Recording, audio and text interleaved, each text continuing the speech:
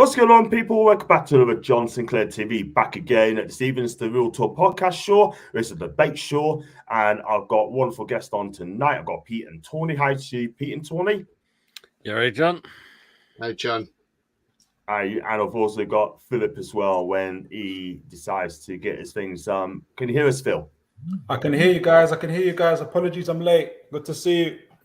No, that's fine, mate. That is absolutely fine. And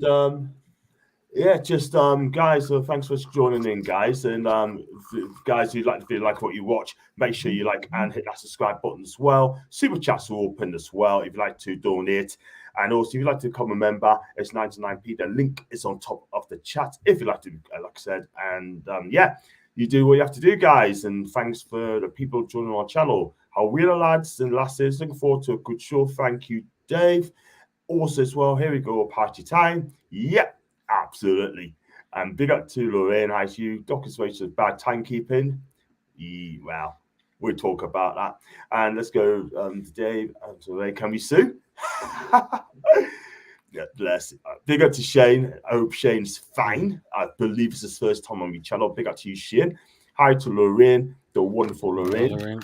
And hi to Gary. Big up to Gary. Mutual way to Toney. Big up to Lauren again. Hi to Gary again. Hi to Michael McIntyre. It's been a long time, man. Been a long time, Michael. Hi to you, man. Hope you're good. And hi to Mr. Little, the big one-up merchant as well. Right. And Toon Army as well. Even to you. And looking forward to the final series of Tony's comedy on BBC Two. I like it. I like it. Right. Let's go straight on to it. We're going to talk about quick breakdown on Saturday's game between Newcastle and Sheffield United. I'll start with you, Philip. You've been very impressed with Dan Burn. Impressed in the second half. Massive 3 points.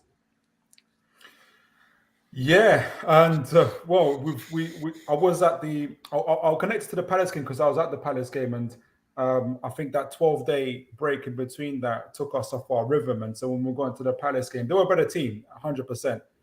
But then going into this game, I think we were still shaking off some of that rust. Hence why I went a goal behind. But again, Sheffield United set up really, really well in the beginning. Obviously, they play that 3-5-2, but for the 3-5-2 to work, you need a lot of energy and you need to be able to press up high. And that's not, they don't do that very well. They come bottom of the league in terms of winning the ball in the final third.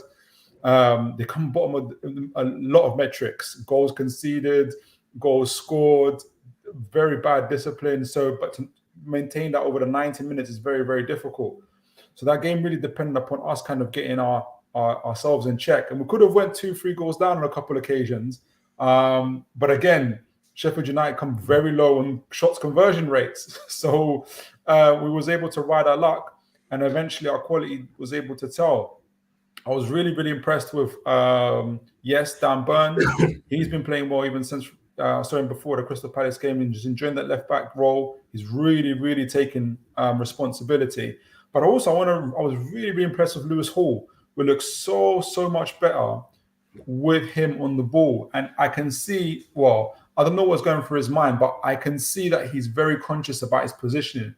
And he's very aware, yes, I need to improve defensively. I need to do A, B, and C. So I can kind of feel it when I'm watching him that he's trying to be defensively aware. He doesn't want to get caught out. He wants to be in the right position. So credit to him for doing that. But when he's on the ball, he's absolutely fantastic, breaking lines. And you can see the other guys trust him.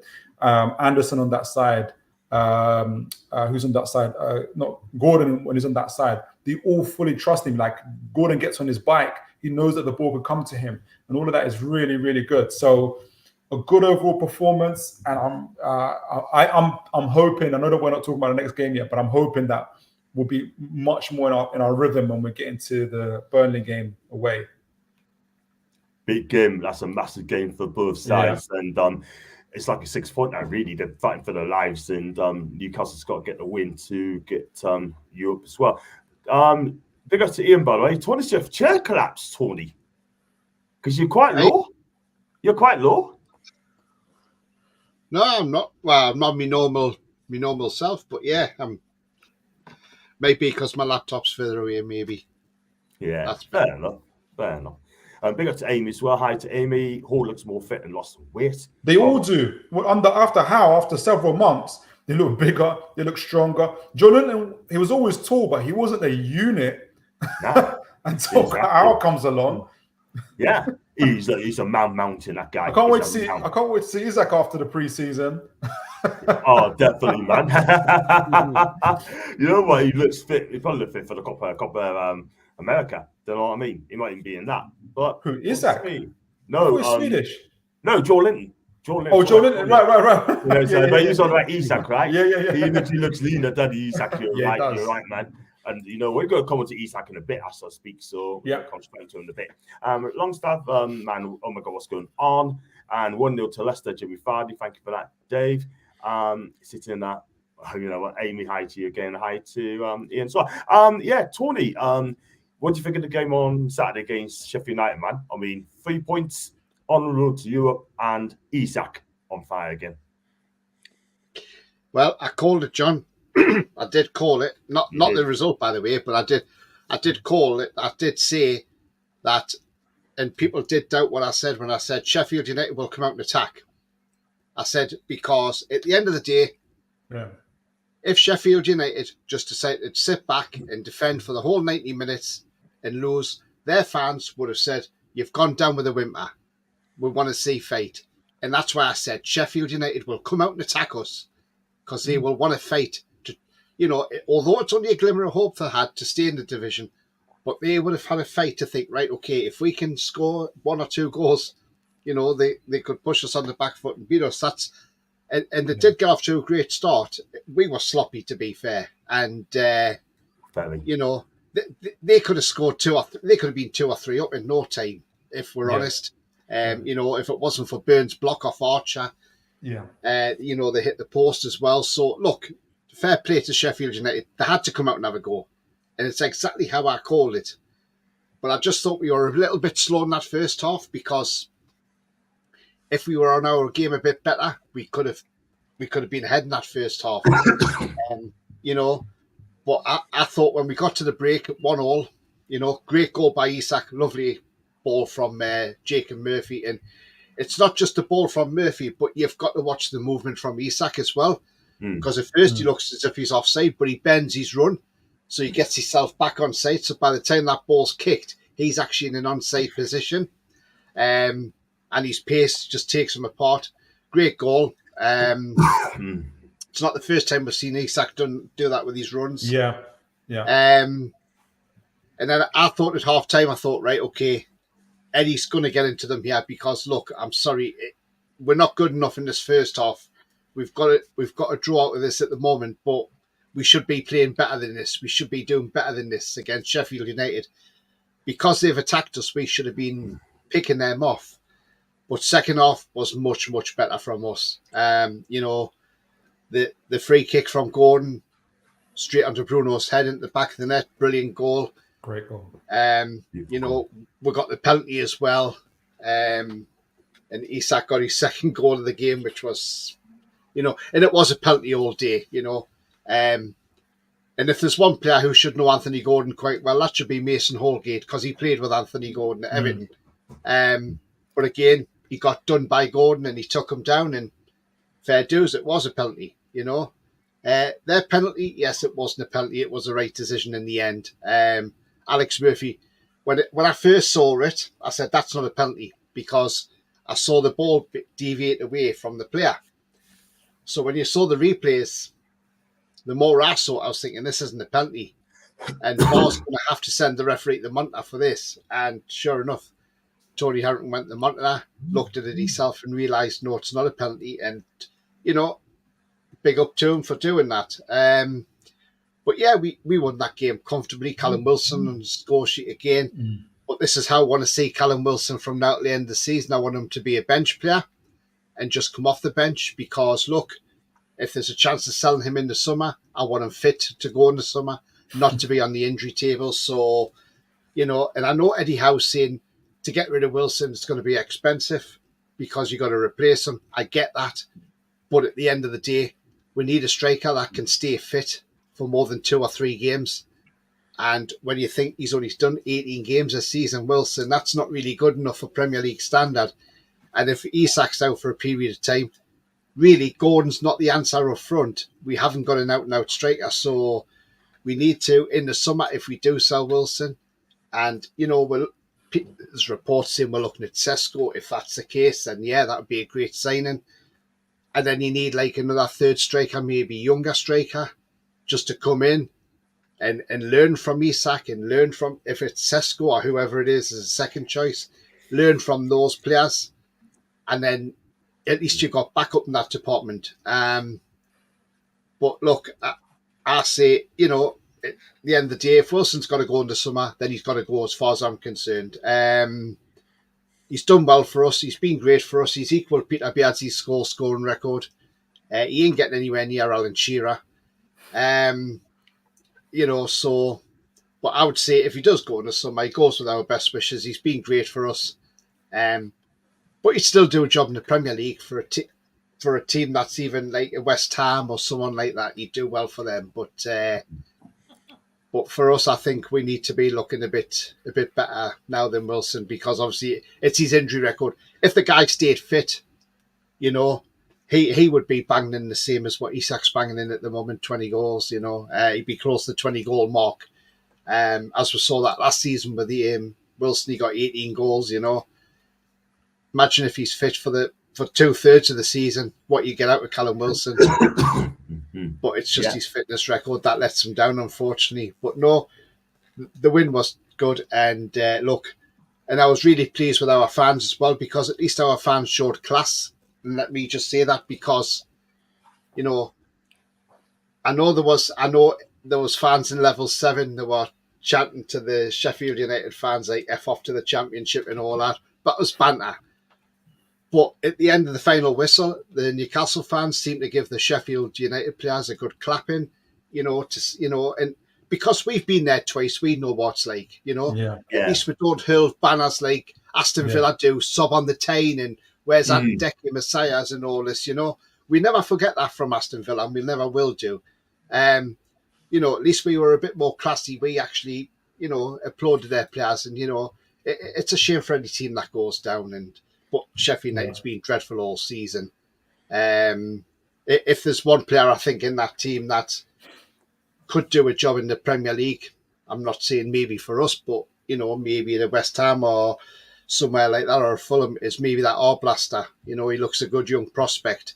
But other than that, I think they've just not really bought in the Premier League, and that's why they've gone down. It's their own downfall. And it looks like they could end up with the record goals conceded as well.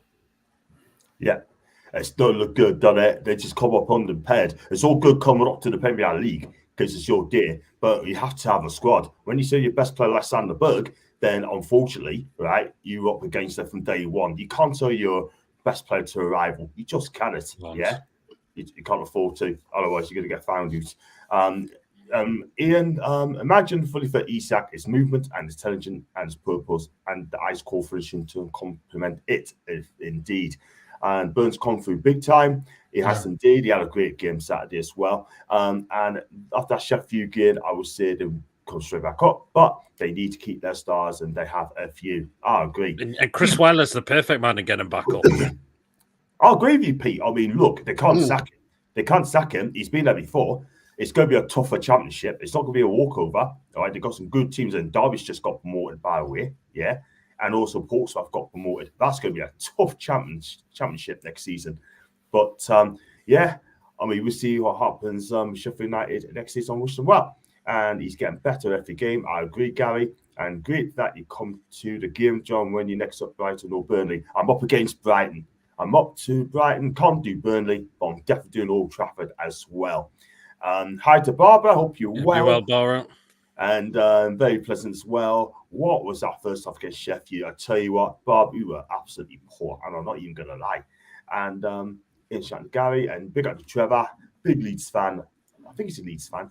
I might be wrong. Yes. Do you think even next season, to get the players in there, could fight for a top 4 spot? I hope so, Trevor. I really hope so. We need to improve the team as well.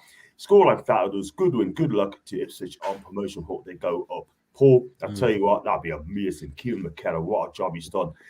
And there's Mama. Yeah, she's going to come on soon. She will definitely on soon. She's coming a bit late, so she's absolutely fine.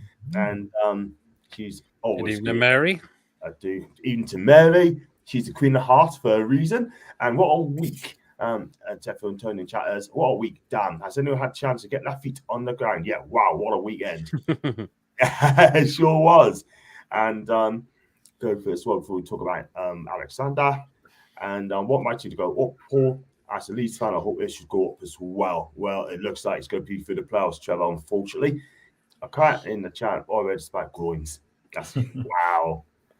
And go for that as well, because someone here, Mary. Let's see, Isak at 3 goals against Burnley is coming. Come on, guys, you know the drill. Hit the likes button. 35 in and only 15 likes. Yeah, bloody smash the likes up, guys. Please smash it up, yeah? All it is, right? We've got 39 people in the room, right? All 39 people in the room, hit the likes. Please smash that likes up, yeah? And also on Twitter, 212 in the building as well. So, yeah, so we go to you, Pete. We talked about our game yesterday. We're going to wait Isak now. He's been offered a new deal, according to the Telegraph. It looks like it's going to be agreed, awfully, but you're not going to believe it until you actually sign the dotted line. That'd be fantastic. Yeah, it just shows that we want to keep him. We're getting goals out this lad, and we want to keep him here for such a very, very long time now, don't we? That means his price tag's going to go up. I would be surprised if we get more in wages as well. He's thoroughly deserved that. He's just a goal machine at the moment, and we don't want rid of this guy at any time. So people like Arsenal can no chance. Fat. People like Piers Morgan, what were the quoting price tag of 90 million? He doesn't know enough about Newcastle. I do respect Piers, but you know what? When it comes to Newcastle United, he's absolutely clueless. Even Katie Price got knows can more put £90 million where the sun don't shine because he's well worth more than that now. In the drain, 90 million down the drain. That's all I'm saying on that one. You both are, yeah, no, I was going to say you both are so right in terms of how people don't know, especially outside fans don't know enough about Newcastle at all, especially in terms of our owners. Like I think I mentioned here before, like people when they talk about Isak, and fine, they can talk about players. We talk about other people's players, but when I heard people talking about, especially Arsenal fans saying, we'll pay 60 mil for Isak and give them Trossard or something. And I'm thinking, do you guys know who you're talking to? Like, are you for Trossard? No, we bought the key. Like we're just going to accept it. Like we're not competing as well. Like we don't see you as rivals. Like so, it's incredible that, and it's they just don't know who they're dealing with and at what cost. So, yeah. Exactly. Good to hear about the new deal. Fat, absolute fat. I'll come to you in a minute, Phil. Big up to everyone. Big up to Mick, by the way. Live free, by the way. Does this cost Toon a lot of points this season? Yes, he has indeed. I agree as well with Toon Army as well. And May's chatting to Ian. Big up to Static, a big Guna as well. And the panel, hope you're well. He's also the mod for League Gunner, by the way, as well. Big up to Static, by the way. 97 goals considered by Sheffield. That's beyond insane. 100's coming from them. Facts, I agree. Big up to Goatfather. I hope you're well. And the guys in the room in the chat as well. Well done to Newcastle. Fantastic performance. Thank you, Static. And I've been impressed with the Sheffield keeper. What about him as a backup for Pope? He's better than the teams he's in. Gary, not for me, mate. Not for me. He's been very error prone as well. I think. Fodringham, no. Fortune, not for me. Sorry. But I see your point, man. Effie's got a good point there. And Father, Barbara, Effie sounds Barbs. 100% agree with Pete. Even to Mary. We could have fought the season for top 4 without all injuries and Tonali. Facts. Yeah, you know what? Yeah. We've done so well this season. We need to cut out these very poor first halves, man. Otherwise, our club will tonk us sooner rather than later. What do you think of that one, Phil? We do. This is when we're in our rhythm, we tend to come out fast as well. I do take it on point. You can't just take it for granted. We were fortunate it was Sheffield United and not a team that has got a better higher conversion rate in terms of that game. But we do need to come out. I do think we were knocked off our rhythm a little bit again from that 12-day break. We suffered it from Crystal Palace. So Crystal Palace punished us. And Sheffield United didn't. I think they'll be focusing on that, especially in terms of the next game for Burnley. But once we do get into our rhythm, we usually tend to come out our blocks pretty quickly because it's our game. Intensity is our identity. If we don't come out, we just lose who we are in the first place. Yeah, I totally agree. 110% there. I mean, we can't really add anything to that, but you know what, Phil, you're spot on. Come on, it's not hard. Just do all the thing. Press in the description below. Thank you very much indeed, Mary. Just press the like button, John, mate. Thank you, Gary D. As he's saying, just hit the likes, 20 minutes for a live. Thank you, Dave. I appreciate that, my guy. Really appreciate that. He's not for any price according to the Telegraph. Yeah, facts. We're not a selling club anymore. We're not being bullied. And even to George, by the way, and hi to Alan. Nobody's going to hit the likes until you have a monthly 1 million cash prize drawing. Well, if I was like Goldbridge, if I was like AFTV, if I was like Lee Goddard, if I was like all the bigger name YouTubers as well, then even Adam P, then you know what? Quite possibly. And Isak's the best since Imre Ferrari, and every player has a price. Isak will be a minimum 150 mil up front. Toney, what do you make of that, man? Every player has a price. We get that. But we want a chance for titles. Top 4, we've got to keep Isak all the way. You don't see teams like Arsenal, Man City, they're still the best players.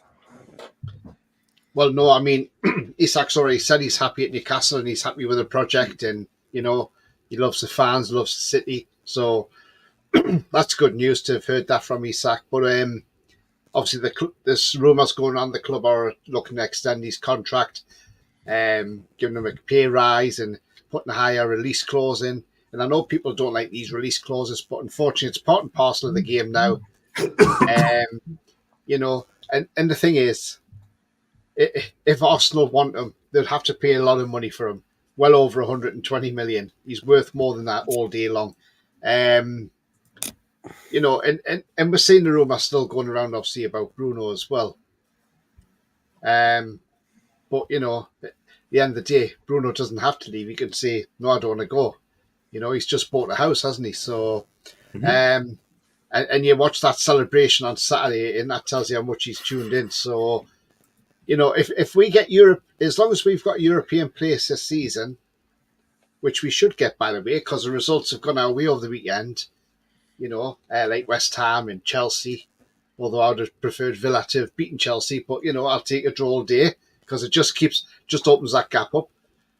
We just got to make sure we focus and stay in the European places, because obviously you look at Bournemouth now, they're creeping up. Brighton have fallen well away from the European spots now. I would say if anybody's going to be a threat, it could be Bournemouth, because look how good they're playing at the moment. I watched their game yesterday against Brighton, and they absolutely took Brighton apart. Brighton were poor, and I watched that Brighton team. And I thought, when they come to St James's Park, we should rattle them. You know, we should take them apart, because they were not that good. Even that Barco didn't look that great yesterday, the left back for Brighton. But you know, as long as we got Europe, I think Bruno will stay, if I'm honest. But if the worst case scenario happened and Bruno did go, but what you got to look at is the FFP side of it. It will help us out, in, you know, to get more players into the club. So I suppose it does have that, even though we don't want to lose Bruno. But if we did, yes, it'll be a blow. But then I'm sure we can spend the money and try and get somebody in as good as Bruno. You know, you may not get better than Bruno, but you may get someone as good as Bruno. You know, so, but I don't think he'll go if we get European place. If I'm honest, I think he'll stay. And it all depends on this new rules that are coming out as well. Yeah, we'll see what happens on that one. We don't want to lose any best players as well, but Isak is worth. I think he's priceless to me. We just can't afford to let him go the whole way. Do you think any of these players now would have gotten to Keegan's or Bobby's team, Pete? Matthew. Oh, probably. Some of them probably would be, yeah. Yeah? Yes. I agree. Definitely some of them would be. Yeah, definitely. Here's your 24-25 squad, no limitations, and you see playing for Newcastle realistically. That's going to be that's going to be for another day, if I'm honest, because we're definitely going to do that at some stage over the summer, and we are going to do that show. I think that's a cracking show to do, so we'll definitely do that as well. But we need some players. We don't know who's going to come in, though. But that's a bloody good question. Absolutely hate Piers. I'll never forgive him with how he tried to gas her during his illness to the point that I got into an argument with him on the street for sending journalists to gas his house. Be careful with him; he can end up blocking you as well. But I can understand your frustrations.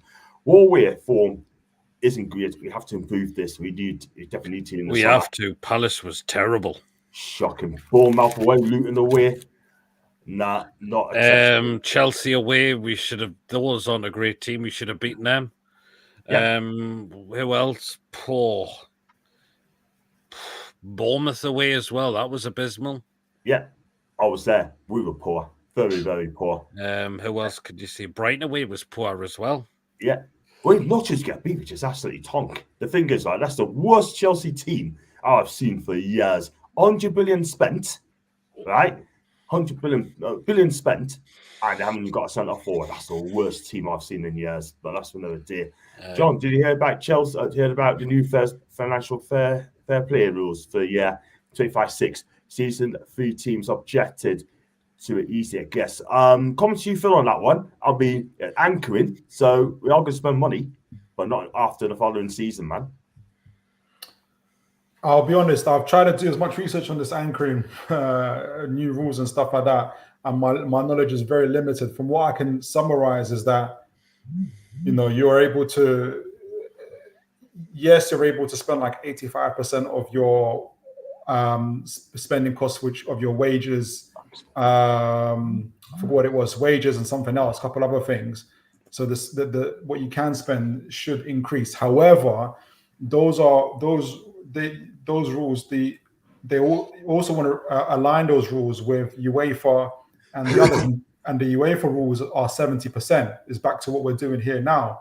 So really, unless you're out of Europe, it doesn't make a difference to what you're doing, like, at all. So there's a lot of hype about it. People thinking we can spend 2, 3, 4 times more than we can, but it's not the case at all at the moment. I think, though, and what people are, because the full details haven't been disclosed just yet, and we still got, I think the clubs have still got to meet for an AGM. I forgot when it is, in a couple of months' time. I think maybe the parts that might really interest Newcastle is around sponsorship deals and sponsorship deals in terms of related to owners as well, so that there might be a softening around that.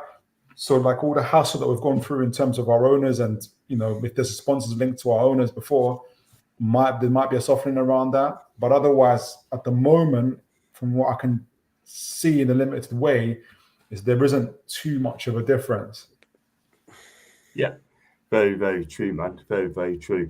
130 million. Would you take 130 million for Isak, Ivan Toney? For me, it'd be definitely absolutely not. No chance. Definitely not. No I don't want. chance. I wouldn't have Ivan Toney back in the first place. So what? 130 million and Ivan Toney, you wouldn't take him? Take 130 million for Isak, and Ivan then Toney. spend the money on Toney. I thought you were saying, would you take 130 million and have Ivan Toney? Is that the question? Yeah, I think 130 and Toney? 130 mil for Isak, and then buy Ivan Toney. Shane, clarify that for us. Do you mean if someone offered us 130 million, if Brentford offered us, I know where Brentford to get 130 million from, 130 million and Ivan Toney, if you can clarify that for us, I'll be able to answer that. Thank you, man. Thank you. I would have Toney back. No. His comment what he said about when he just came back after his ban. I didn't hear what he said. Crazy. What was it again, Tony? You know better than me. Yeah, when he came back from his ban, obviously he said he was pleased to be back playing football, and he said, and they said, obviously what will happen at the end of the season, and he says, well, if a team like Arsenal come in for me, if they're in the Champions League, then obviously I'll be happy to leave Brentford and go there. And I thought, well, hang on a minute, this is a club that's just stuck by you thick and thin through all this troubled time that you've had with the betting and everything, and the first thing you're on about is jumping ship in the summer to go off to a club that's in the Champions League. I thought that's disrespectful. You should be thankful to what Brentford's done for you. Don't even have a thought about this summer. Think about what you're going to do for Brentford for the next few months until the end of the season, and then worry about what's happening in the summer. But to actually come out and say that on TV, I just thought was very, very poor. And not really great at all. And if that was one of our players talking like that, if that was Toney that come out and said something like that, I'd be saying, whoa, hang on a minute, we've just stuck by you through thick and thin. Why are you saying you want to go right? Do you know what I mean? So I totally agree with that, but that's why his sell price has gone from 70, 80 million down to 30, 40 million. Toney is if you can, I agree with all of that. I wouldn't want any player talking crazy about Newcastle. I kind of see it in two ways. If you isolate Toney, what Toney says outside the pitch to what Toney does on the pitch, to have Toney, Isak, and Gordon up front would be absolutely insane for us going forward. And whatever Toney has ever said about Newcastle has always been good. I mean, he was very honest when he said that when he wasn't playing for Newcastle. He said himself, if I was the manager, I wouldn't pick me. I wasn't good enough. My head wasn't in the right place. So a fair play to him for that. But yes, I wouldn't want any player, not just Toney, any player saying anything crazy.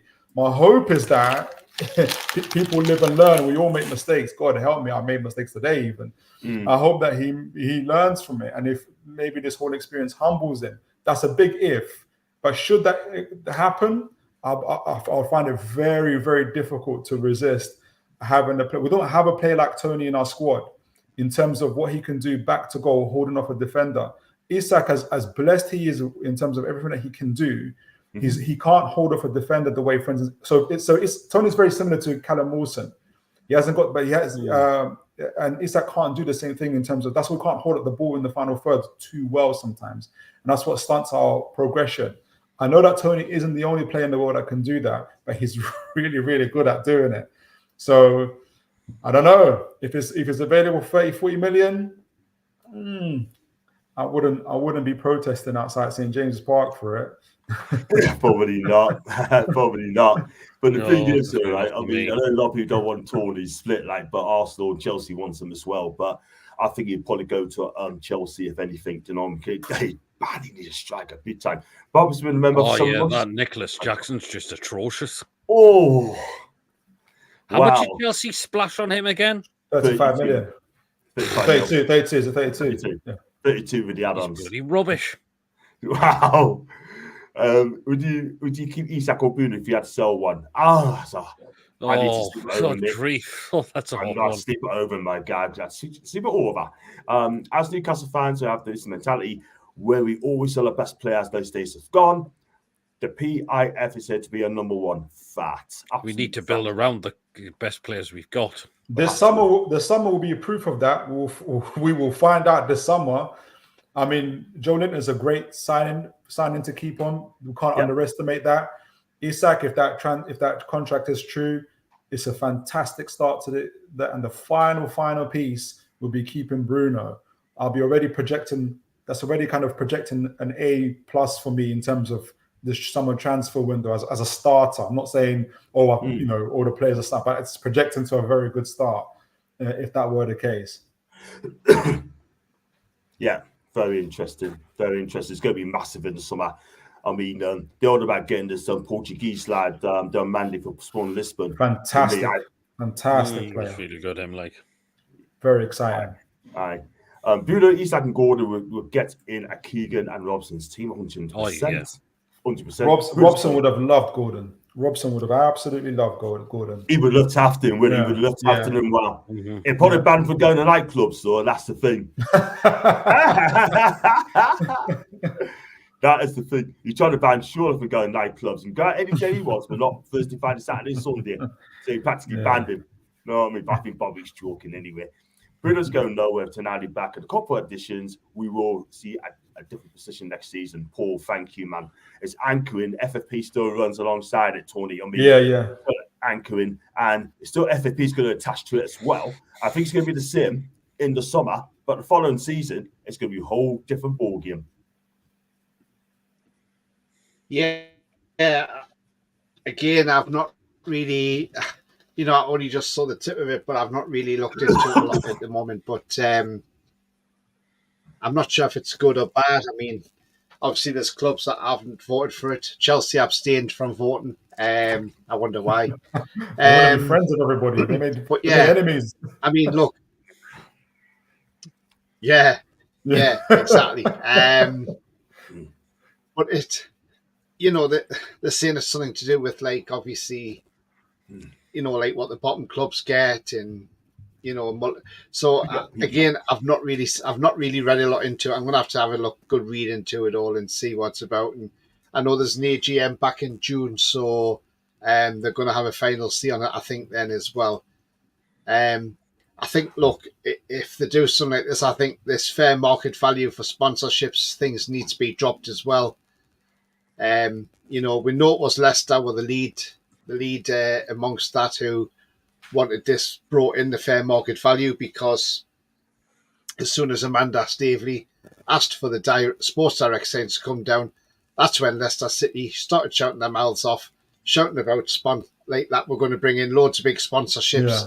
And then everybody else jumped on board and had a vote for it. Obviously, Man City abstained from voting for that. I'm surprised. But look, yeah, quite, because Vancouver really got to be watching it as well. Big up to Martin, by the way. But look, at the end of the day, if they drop this fair market value, that's great, because it means we can get sponsorship in. I don't think the fair market value thing is a great thing, if I'm honest. And the way, like, when they come out with things like, oh, well, when you have sponsorship coming in, you've got to have 2 or 3 at the same amount or thereabouts, and it's like, it's just ridiculous. Anything just to try and stifle us. We need to definitely have a training ground sponsor. We need a training kit sponsor. You look at Forest, their pre-match kit and everything's all sponsored by Eon.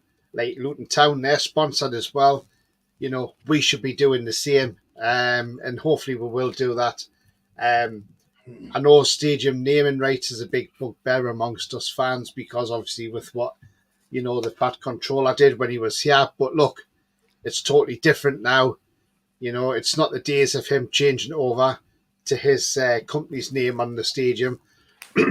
It's we've got a different ownership altogether, an ownership who want to bring money into the club.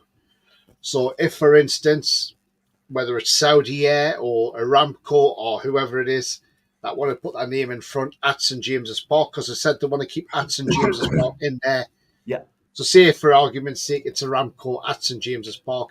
I ain't got a problem with that. If that's bringing 60 million quid a season, I couldn't care less what's in front of St James's Park, because at the end of the day, I know that ground is St James's Park, so that's never going to change. Just because you got a name in front of it, I know some fans may not like it, but what you've got to look at is it's going to bring the money in, and these owners are going to invest the money. That's the difference. It's not like the Fat Controller, where he was bringing naming rights in and he was putting it in his back pocket. That's why when Wonga came and bought the stadium rights, they changed it back to St James's Park. But obviously he was putting that money in his back pocket. It wasn't going into the club. So, look, these owners are different. And as I say, if it brings in £60 million a season, look, that gets you a player. That gets, that gets you a decent player at 60 million quid. So I'm all for it. I really am. Yeah, absolutely. I mean, look, at the end of the day, they know what they're doing. It's Amico Stadium. They also say St James's Park in front of it. Cool. If you knew that top position was available, would your position on selling your best players also shift? That's Pete. I'll ask you that question, Pete. From Mary. Would you know the top position was available? Would your position on selling your best players also shift? Depends on the position. If it's to win the Premier, if it's to win the Premier League, yeah, I'll take it. I'll take it. I take it all day long, man. Fair enough.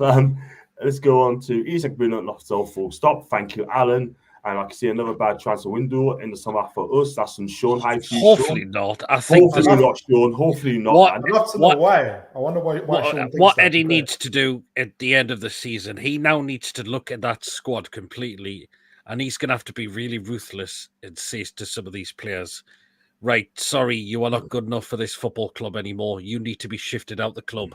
Whether it's players who are in contract, players who are out of contract, players who are not good enough need to be gone. We've had too much Deadwood in this side for a while now. even since the Mike Ashley days now, we needed to go now completely. Because some of these players are just not good enough. They've been given that chance when players have been injured, and they're not delivering on the pitch, unfortunately. Dubravka, he's Deadwood now to me, unfortunately. Dummett's part of the Deadwood. Richie's part of the Deadwood. New contract. Is he definitely? Oh, hopefully not. Yeah. I think you're going to be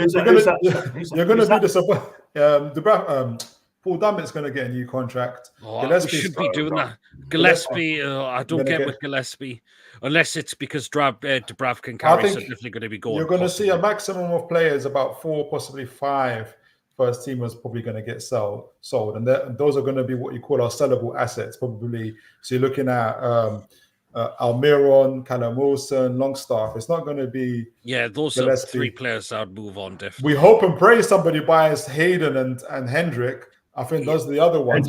Hendrick's on a free. Hendrick's on a free, so we know he's going for sure. I think you get a few million for Hayden, I would say, possibly. Fraser, you could probably still get a few million for him as well.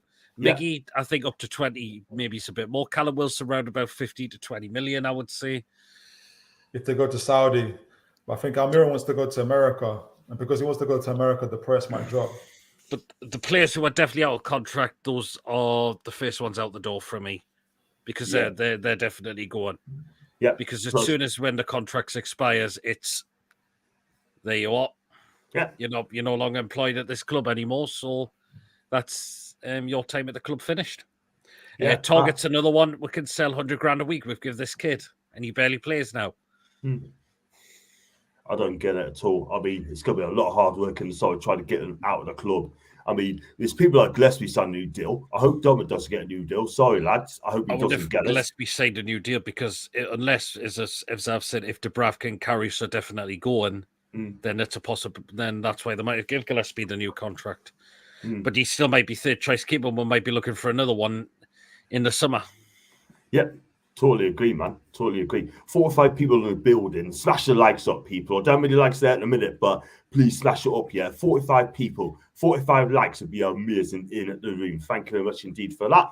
And if you're new to the channel, like what you watch, make sure you like and subscribe.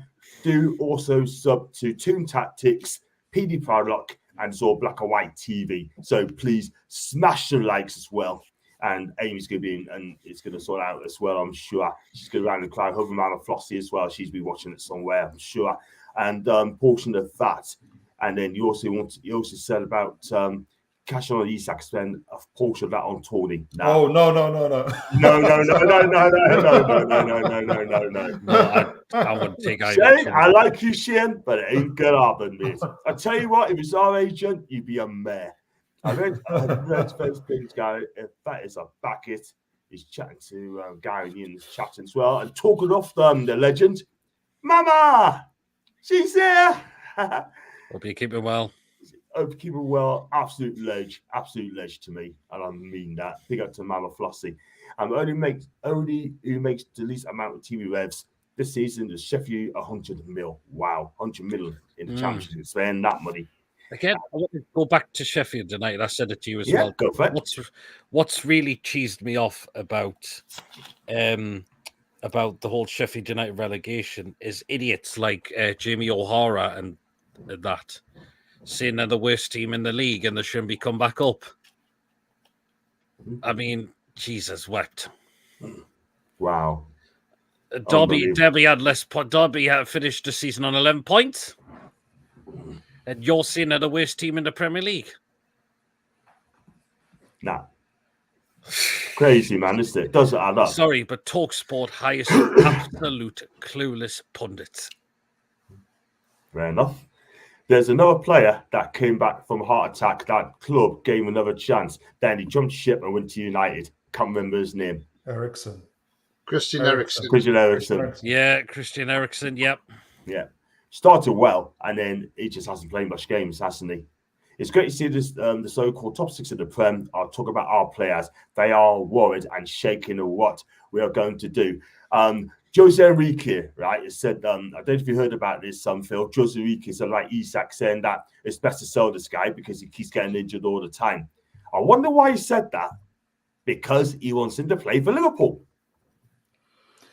Yeah, I'm surprised of not just Jose Enrique. I think Peter Schmeichel was saying something about he's going to go in the summer. What I'm more surprised about is I always assume that when players retire and being in the game, they keep up to date with what's happening. The way I hear Jose Enrique, Peter Schmeichel in particular, they're talking like this is Newcastle under Mike Ashley.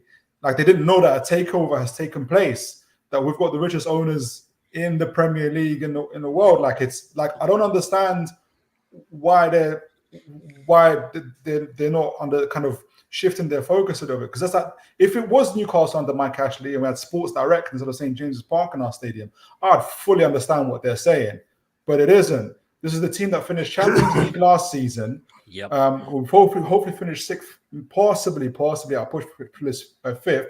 And people were so lucky that we got 10 plus injuries all year round. Otherwise, I think we would have comfortably finished fourth. I think. I just don't understand why that. But that is, I'm more surprised with those professional footballers who you would assume keep up to date with things. They'll be saying that, but yeah, look, they've chosen their sides, they've made their allegiances. I think it's affecting their punditry and their objectiveness. But you know, that's where it is for them. It's unfortunate. Yeah, I totally agree. Again, absolutely right. Far's been having lots of fun this weekend. How many clubs will feel the wrath of VAR? And it's not just Newcastle. Bloody hell. It's going over the shop, isn't it? Look at the game yesterday in the North London derby. I tell you what, I mean, I feel sorry for Van der Ven. That wasn't offside at all whatsoever. Bruno's going nowhere. People, the flag up to the Gallagher. Plus, his release clause runs out at the end of June. Yet, they're not going to pay 100 mil all in one goal. Clubs won't do that. They want to pay in installments. It ain't going to happen anytime soon. Go for the flow of the comments as well. I mean, it looks like Ian's chatting to Gary again. Mary, the Spurs fan, hating Michael Oliver. Having to use VAR is rather bizarre. They got the decision and still lost. Yeah, it was a foul by Declan. Not Declan Rice. Declan English or Declan Couscous. Could be that. Everybody names the day. Declan Couscous. It's like rice though, isn't it? But sorry guys. Another team, about time other teams do. Ronald Spurs started the fight back in second half. They did. It works out better from all the clubs except the cartel clubs, as their spending will be capped. I tell you what, I think the big clubs will be absolutely peed off on that one.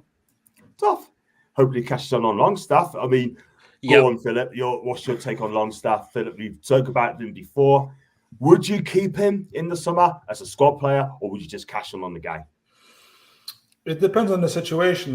What you can see is of all the departments in terms of attack, midfield, and defense, our midfield is the healthiest in terms of we've got 7 players available from Joe Linton, Joe Willock, Elliot Anderson, Bruno, Toney. This is speaking of next year, and Longstaff. I think out of all of those guys, because especially with the rise of Lewis Miley, he's going to be taking Longstaff's place. Should Lewis Miley continue in his vein of form, he's only going to get bigger, he's only going to get stronger, he's only going to get more experienced and even tougher from what he's had this year.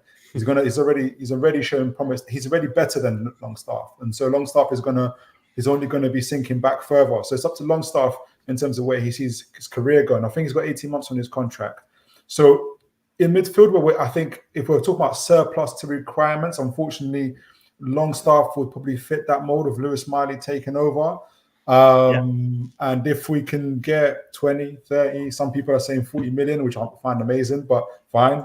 40 million, I'll take it. I still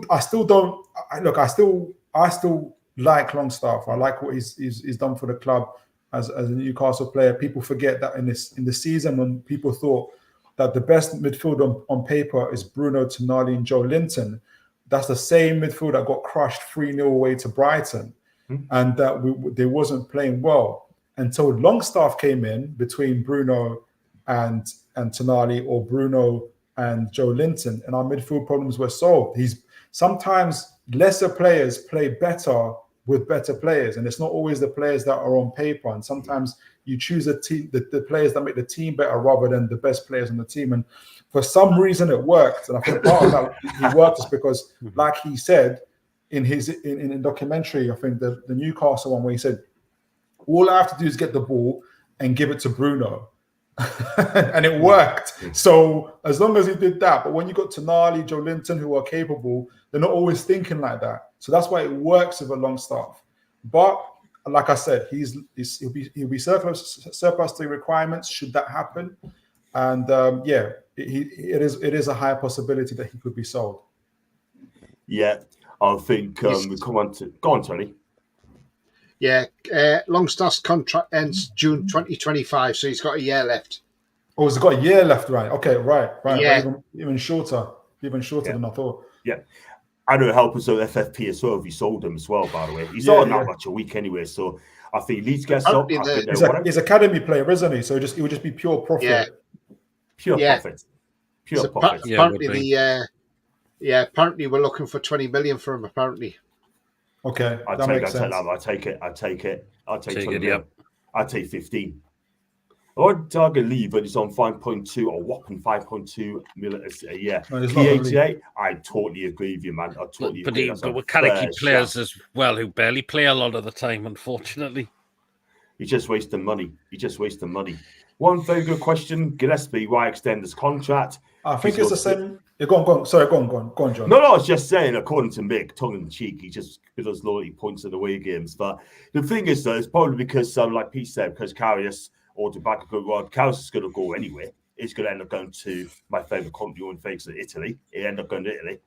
And Tobacco, he's done. The guy's done. Go on, Phil. Go on. I probably think it's the same reason why Man City have got Scott Carson on their bench. It's meeting certain quotas, and I think he knows that. And fair play to him. That's the reason why Eddie Howe's not a fool. He doesn't keep bad eggs, so he must be a good egg. And I know you don't pay 50 grand just to have a good egg. The point being is that he's there for the same reason Man City keep there. He's meeting certain quotas, and it's going to be a lot more difficult and expensive for Newcastle to buy another player to fit that quota. And so he's there for the time being. Scott Carson's seen Champions Leagues. He's seen Premier Leagues. Like, don't forget that. So, but he's still there. So God bless him. And I think it's the same thing for Gillespie. Yeah. We'll see what happens on that one. A goalkeeper we like, John Mohamedashvili. He's been sent off for Valencia tonight. Handball outside the area. The referee gave me a yellow card, but VAR upgraded it to red. Wow. Handle outside the box. Unlucky. Well, that's why Howe loves him in the first place. Not for the handballing, but he wants a super keeper. That's what Mohamedashvili is. That's what Pope is amazing at, really good at. And so it doesn't surprise me that's what he's gone off for. Yeah. Could be that. Apparently he's better than David Raya as well, but apparently. He's a good keeper though, John. Very good keeper. He is. We should get him as well. We need to improve. He agreed new deal. That's Isak. What's the source on that one, John? For me, you have to go with Luke Edwards on that one. He's the one who reported it out, sort of thing. So. I take Luke Edwards with a pinch of salt at times because I can't stand the guy, unfortunately. Too much wine as well. Some of that guy. Well, he's a Leyton Orient fan as well. He is. What does he know? Facts. In my opinion, too many players just signed saying the league on long contracts under Cashley is going to take a few more wins to get rid. Like a target, by the way. I think you're right, mate. I think you're right, pal. And Gary Ian's chatting again. And Harps, Penguins, Blue Wave and Tier. I like it. Big up to Clarkey, by the way. No, it'll be well, Clarkey. Big up to all the guys in the room. Here's one for you, John. Here's one for you, John. Yeah. Right. We know Jacob Murphy's still got 3 years left on his contract because obviously he got that long deal off with former owner, who I will not name because I don't like mention that man's name. Now then, the man who shall not be named. Squared in my opinion. Now then, Jacob Murphy still got 3 years. Jacob Murphy played okay last season. He's had some good games this season. I would be inclined in the summer, if a team wants him in the summer, I would sell him in the summer because even though he's got 3 years left, you'd still get decent money for him. And I reckon the way he's been playing for us, he could quite easily go to a Fulham or somewhere like that, maybe for what, 20 million, 15 million? Mm-hmm. Yeah, I would as well. Would you sell him, John? Yeah, I'll sell 100%. And the reason I'm going to sell him is because he's been there since 2017 for £2 million. Yeah, don't get us wrong. he works hard, but we need someone's going to take that step further. And I think Jake Murphy, I like him, but he's limited as a winger. I mean, he was over the place on Saturday. You watched him on Saturday, he was all over the place on Saturday. And he got the assist, though. He did get an assist, but got the assist. Got an assist, but what did he do? But the other some of his other crossing was shocking. That was the problem. Exactly. But for me, if someone offered 15 mil for Murphy, 15 to 20 mil, do you know what? Like a Fulham, I'd take it, or even like an Ipswich, I'd take it. Do you know what I mean? Because I think Kim McKenna is going to want experienced Premier League players that goes up. Yeah, but if we sell Murphy, we're not selling Almiron. That's the, I think they could shift 10 players and there was money available for all those players. Yeah, Newcastle won't do it. Eddie Howe won't do it because there is, and I know people hate it, but there is spirit. There is people that make up the spirit of the team, the resilience of the team that are good there. We don't see how day to day they are from training, and that's what Howe keeps them for. A great example of this, we've just had it in this modern era, is Chelsea. They ripped that club apart within 2 transfer windows, and look at them now. It's not the same Chelsea. We had those pictures of when they lost the semi-finals in the Carling Cup. Thiago Silva crying his eyes out while Madueke is having a laugh. He's having a laugh for Grealish after they just went out to the semi-finals.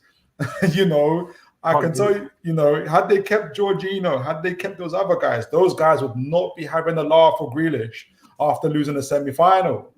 So I think those are part of the reasons. Eventually, we'll definitely get rid of them, but I think it's going to take a little while. So it will either always be either Almiron, even if someone offered 20 million for Murphy, 20 million for Almiron on the same transfer window.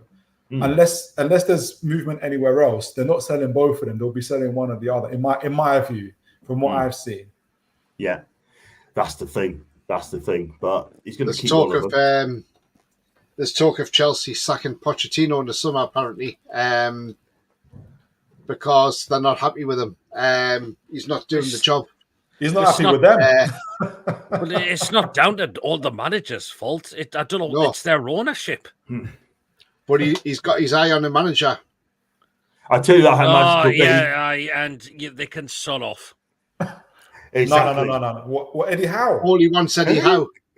No. I thought they're getting Amorim. I thought they were looking at Amorim. They're not getting Eddie. They were looking at Amorim, but he's apparently talked to West Ham. Apparently, no, he talked to West Ham to get Liverpool to bump up their wages. Well, that's what the rumor is. But I think more or less he wanted control over. This is why Liverpool are a little bit in trouble by the sounds of it. Amorim wanted a little bit of control of transfers, and Mike Edwards says, "I'm the numero uno when it comes to transfers." And Amorim said, "All right, cool, I'm going." So that deal didn't work for him. I'll be so surprised if. Yeah. Well, I wouldn't be surprised if Chelsea went for Eddie Howe, but that's not going to happen. That's not going to happen. It's going to take a world record to get this guy. What was it? Fias Boas, 30-odd mil, the price away from Porto. I tell you what, we'll demand that. Yeah, but I think I'm not going to say whatever money. If it's 100 million, that's just crazy. But it's not going to be that. And I think a lot of what we're doing, our build-up hinges on Howe and the team. We're not in a position where we were annoyed at Dan Ashworth leaving. We're still annoyed at Dan Ashworth leaving. Because we're still building. We can't be just people coming and going like that in such a long, short period of time. And so Dan Ashworth's a snake now completely. That's why for director of football.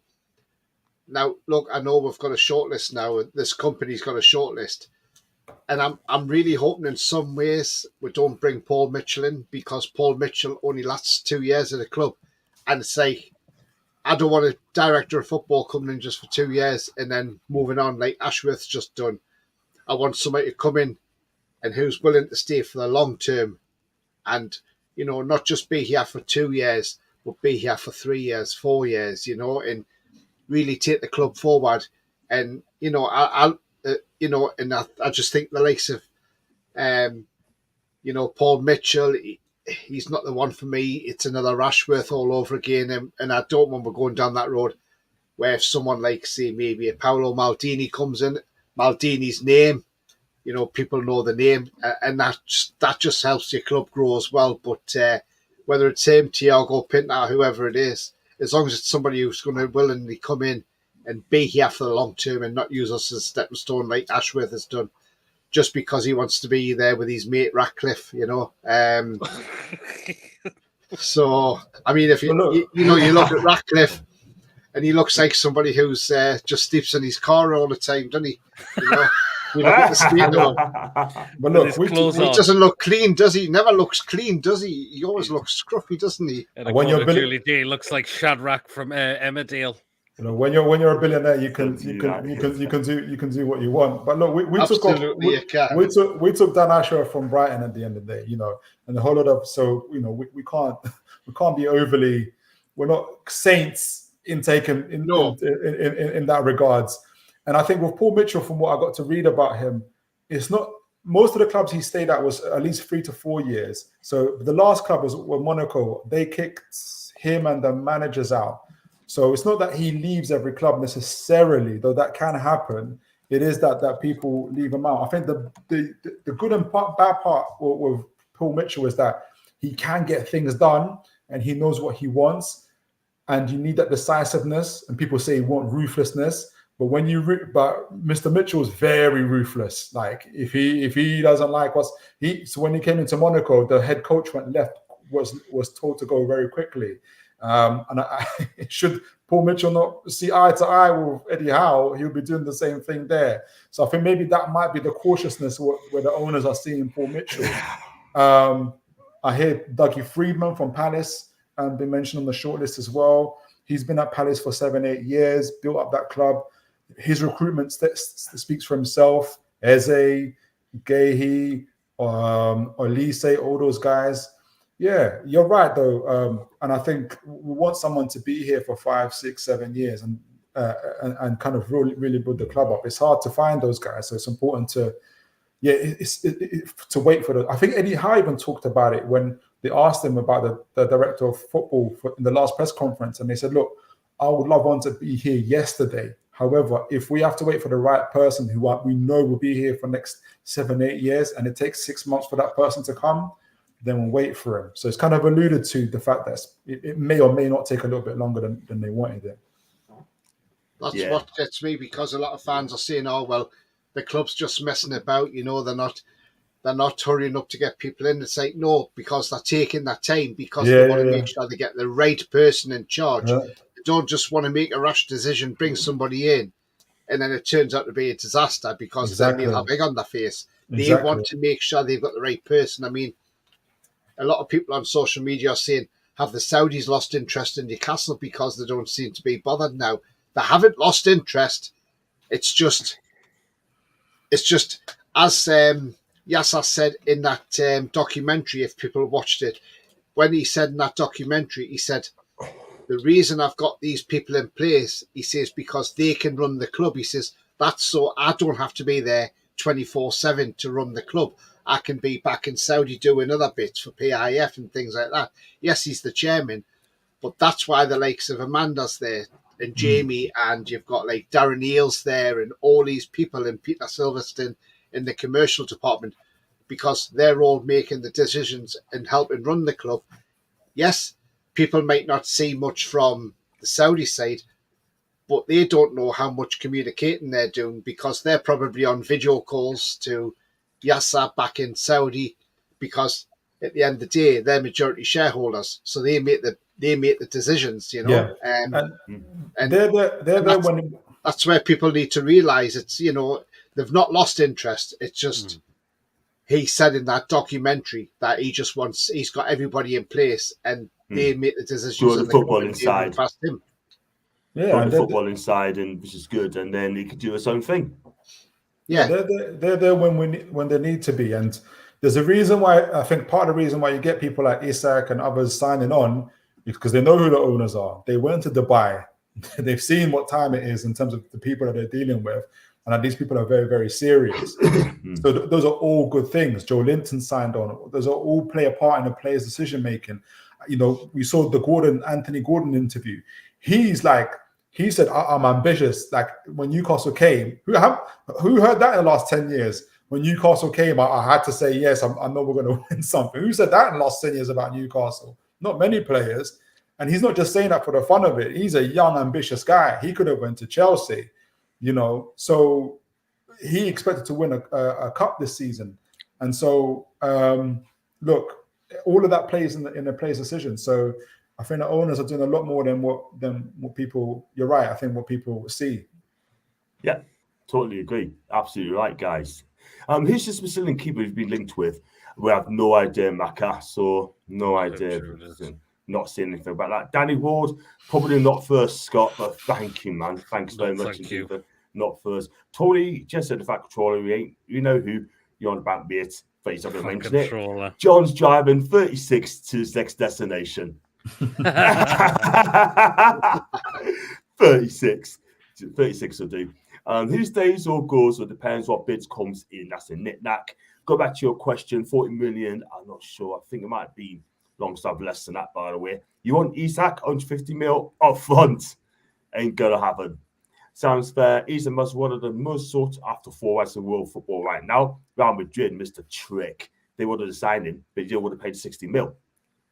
And high odds opinion, but does Leicester start with a 10-point deduction next year? If not, how many points? We've got no idea. Hope it's not too much. Hopefully, he just don't get charged for it, because that'll be a right. That'll be heartbreaking for Leicester coming back up, and then they're still they're going to start minus 10 points. Yeah, so let's hope they wipe the slate clean. Newcastle top 4 by players: quality striker, goals, keeper, centre back on the right side and mid. And it's on about Mali again. She loves Mali. Chelsea can still potentially finish 6th. They can. They could do, but do they look like finishing 6th? Nah, not at all. Question: do they look like finishing any European spot? Totally agree. Well, I thought that. Then I saw their second half against Aston Villa, and if they play like that, it'll be dangerous times ahead. They're not gonna.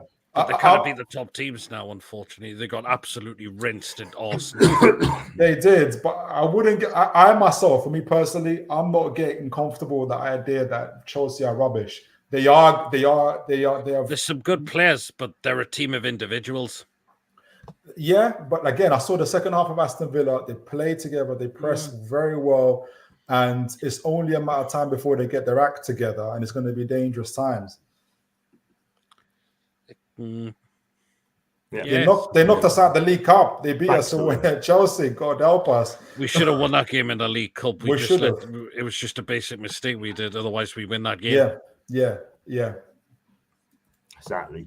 Still got 40 people in the room. 339 people watch on X. Yeah, do smash the likes. Yeah, that'd be amazing. Thank you very much, Steve. George. John, the goalkeeper that I think it was Maka who said who's the goalkeeper, the Brazilian link with Newcastle, Inter Milan, and Chelsea. Yeah. I think who he's referring to is a guy called Bento. Plays for Atletico Paranaense, who Bruno played for. I'll just run through, obviously, he's 24 years of age. He's worth about 13 million quid. Consistency, reflexes, and handling are his strengths, and he's got no weaknesses. Last season, he started 33 out of 33. He's got 1 assist last season. Yeah, 1 assist. You heard it right. And 9 clean sheets as well. Is he a sweeper keeper? Is he a sweeper keeper? Yes, he is. Yeah. That's a good chance. Yeah, his consistency's there as well. But yeah, look, for a keeper to even get an assist is absolutely amazing, isn't it? He's had one last season. He had 1 error that led to a goal, but he had none that led to a shot, or he didn't give any penalties away either. But look, that can happen at any time from any keeper on it. Yeah. You just sound promising, because Dubravka is done at this football club now. You really don't like Dubravka. It looks like Dubravka's legs are made of matchsticks now. Because how many times last season? Sorry. Yeah. So last season he conceded 37 goals, 29 from inside the box, 8 from outside the box. He made 104 saves. He prevented 1.13 goals per game. 60 saves from inside the box, 43 from outside the box. He caught 4 saves and parried 17. So there you go. Fair play to him. Fair play to him. Fair play to him. He must Sounds be one of the good. best keepers in. Is he massive? Is he massive? 6'5", 6'4", I think. Serious? That's quite tall for a keeper. That's massive. Massive. Yeah, absolutely. Because Massive. Dubravka, I said, is done for me now. I tell you what, I mean, Lee's got a good shout as well. I mean, question for you four guys: do you think Isak can top 40 goals next season if he stays fit? It's a big ass 40 goals. But you can get over 20, hopefully, again. That's Erling Haaland territory, and it probably means that we're playing absolutely ferociously if Isak does that, if that happens. So you never know. Exactly. Sorry, 6 for 2.5. 6 for 2.5. Yeah, still big. Still, Yeah. There you go. Thank you for that, Toney. We need AC Milan's goalkeeper. He's 29 now, Mike Maignan. I tell you what, he'd be a dream keeper. What a keeper that guy is. We are ironically the reason for all this FFP and stuff. I agree. If you look at the goals per 90 minutes played, Isak's top scorer in the league. That's the knick-knack. We're going to nick that, by the way. Hope you're well, man. And there's our Ian as a guy who makes at least from TV revenues. Cool. Right, you're going to end the show there because I know you guys are busy and I know you got things on to do. It's 9:45 and I know you started late because I wanted to get Phil on as well because he's a good guy. Appreciate that. You know, like before we wrap the show up, we'll start you, Phil, by the way. First off, did you enjoy coming on the show? And where can we find you on the channel, man? Guys, thank you so much. I delayed the time, so thank you for inviting me on. I always love being on here. John, always thank you for inviting me on. I always look at coming on someone else's, whoever's show, as that, like them inviting me to their house and letting me meet their family. And that's the chat and that's the panel on here. So I'm very grateful to you, John, and to the chat. Great panel as always with you guys. Always learn a lot. Always good, great conversation. You guys can find me on Toon Tactics TV on YouTube, on Instagram, on TikTok. You can find me there. I'm going to be sending a pre-match preview for Burnley game on Thursday, and I've got another video coming out in probably either Tuesday or Wednesday. So guys, do look out for that. But yeah, thank you guys. There you go. There is Phil's channel at Toon Tactics TV. So thank you for that, Mama. Absolutely brilliant. She's me. Thank you, Mama Flossie. Appreciate that as well. She is absolutely amazing. Thank you. Doesn't say a lot, but you know what? She's very friendly. She's very she speaks sociable. of her actions. Exactly, and she's a Geordie as well, of course. Thanks for the brilliant show. Thank you, Mr. Eaton. Thank you, Amy. Love you always. Love you lots. And don't go, John's not bedtime yet. I wish I could stay for another hour. It's not bedtime yet. Wow. We could have talked about the North London derby. That's not my place. You have to watch Lucas' channel for that one. Or Lee Guller's channel as well. Look at what the PF are spending in the Saudi League. Yeah, they're spending lots of money, are they? Wow. Big up. Isak and Wilson are some penalty takers. I know. They are. That's our new owners. That's why they're going to be a cat and chatter as well. And where can we find you, Pete? Next one. Did you enjoy it tonight? Absolutely. Well, remember, Flossie should put the link in for my channel. That is my PD prologue. Me and Mason are doing a show tomorrow night at 8 o'clock. So we're going through and we're picking our top 5 past and present best Newcastle goalkeepers of all time. So join us at 8 o'clock for that tomorrow night. Thursday will be match preview. And Friday will be the Crazy PD's football live show on Friday night. Yeah, make sure you hit PD Paradox channel. Subscribe to his channel if you are new.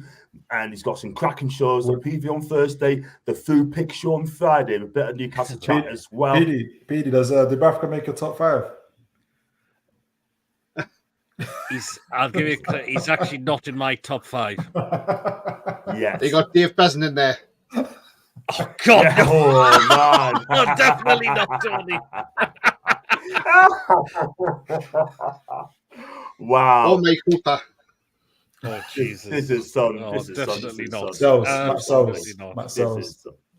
till we meet again, Mary, love you lots as well. And Tony, where can we find you? What you got coming up? Obviously, you got problems with your social, with your streaming, so you have to tell the viewers why. But there's your channel. Yeah, so it's down there below on what Mama Flossie's put on. Yeah, do give it a like and a subscribe. Yes, unfortunately, because I'm with a new broadband provider who has not been providing the broadband very well, I've had to leave them.